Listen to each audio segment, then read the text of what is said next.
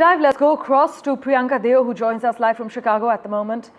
Priyanka, both men have expressed hope for three-way talks with Putin. But take us through the key takeaways as Trump and Zelensky met again, and this time everyone says it was way warmer, as we could see.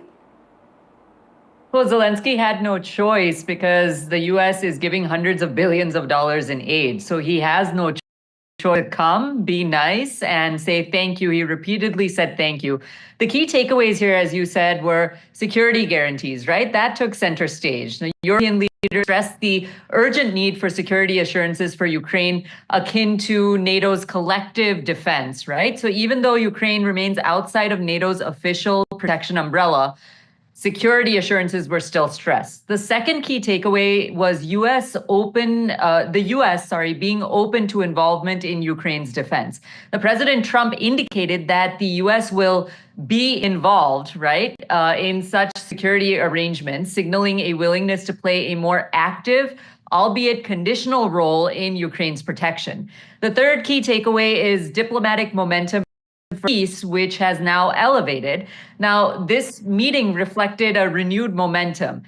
Trump met Putin in the United States in Alaska just a few days ago on the 15th of August, and Trump has now met Zelensky again in America, right? So both meetings happened in America, which gives Trump actually a lot of acceleration, a lot of momentum. Now, Trump is reportedly paving the way for a direct meeting between Zelensky and Putin, and he duly takes credit for it, followed by a trilateral summit to negotiate peace terms.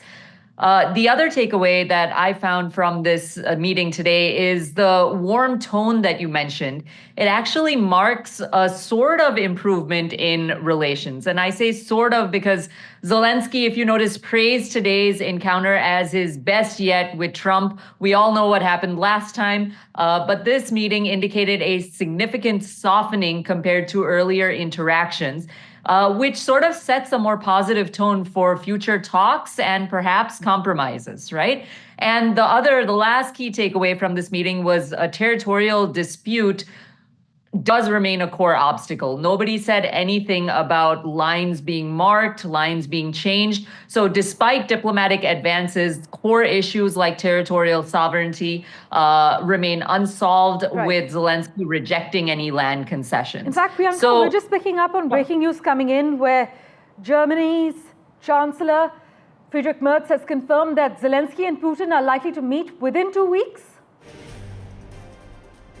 If he's confirmed that, it's not reached the United States yet. Right. Trump has not tweeted about it yet, or Trump hasn't put it on his Truth Social just yet. But if they do meet, what it actually means is that the U.S., even if the two meet, the U.S. is still in a position to position itself. Trump is in a position to position himself as a mediator, willing to engage deeply in Ukraine's security, but without the NATO commitment, right? And it's in a good position because Trump and Zelensky met, Trump and Putin also met. The meeting also sets stage, if they do meet, the meeting sets stage for high-stakes diplomacy with potential peace talks involving both Putin and Zelensky, but under U.S. auspices, even if they meet independently at this point. So while the atmosphere has warmed, the fundamental challenges of territorial integrity and credible defense guarantees is why you need the U.S. there, right? It still stands unresolved, and I doubt that Putin and Zelensky, if they meet together, will be able to solve it. They haven't so far.